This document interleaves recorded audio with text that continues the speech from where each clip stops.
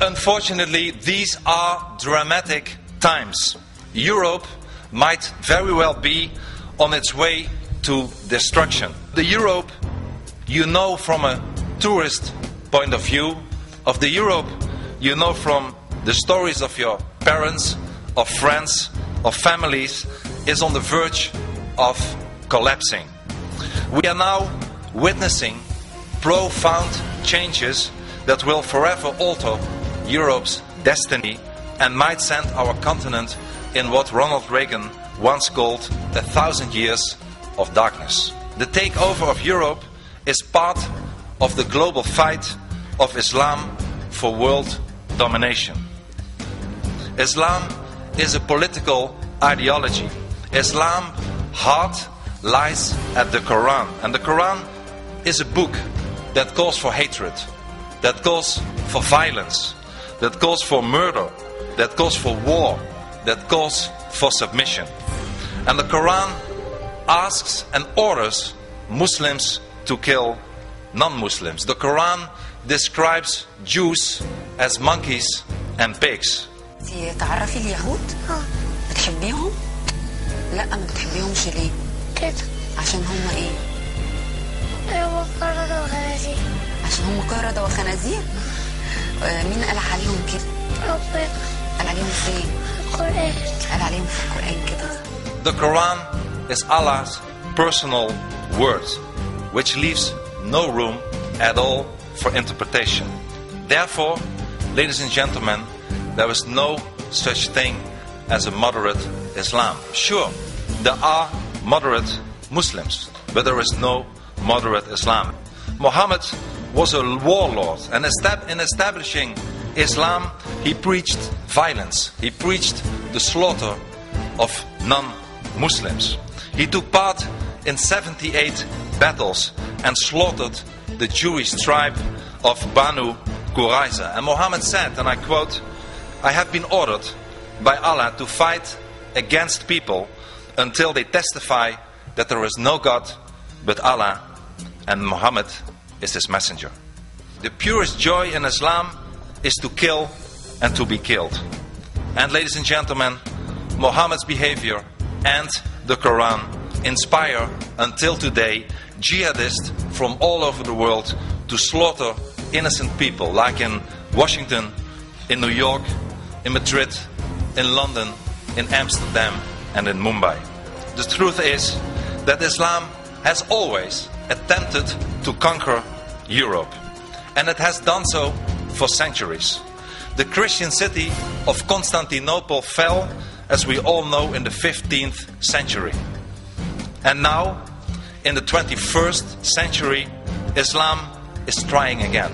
This time, not with armies, but through the application of Al-Hijra, the Islamic doctrine of migration. This doctrine, Al-Hijra, is based on the example of Muhammad, who, as you know, migrated from Mecca to Medina. And the Libyan leader, Muhammad al-Gaddafi, said, and I quote him, "We have today 50 million Muslims in Europe. There are signs that Allah will grant them victory in Europe without swords, without guns, without conquest. Those 50 million Muslims of Europe will turn Europe into a Muslim continent within a few decades." For the first time in world history, there are dozens of millions of Muslims living far outside the Dar al-Islam, the Islamic world. And that poses an enormous threat to us in the West. Ladies and gentlemen, the Al-Hijra may be the end of the Western civilization as we know it. My country is in the process of becoming Hollandistan, as Europe, as Badior stated correctly, is becoming Eurabia. And let me give you a few examples. Only 12% of the German Muslims see themselves more Germans than Muslims. And churches all over Europe, churches are emptying out, whereas mosques are shooting up like mushrooms. Medieval phenomena as burqas, as honor killings, as female genital mutilation are becoming more and more prevalent. An hour before this footage was recorded, her father had tried to murder her. A month later, he succeeded. Banaz Mahmoud was just 20 years old. She just wanted to get out of it, be a free person, be allowed to get out of the house when she wanted to.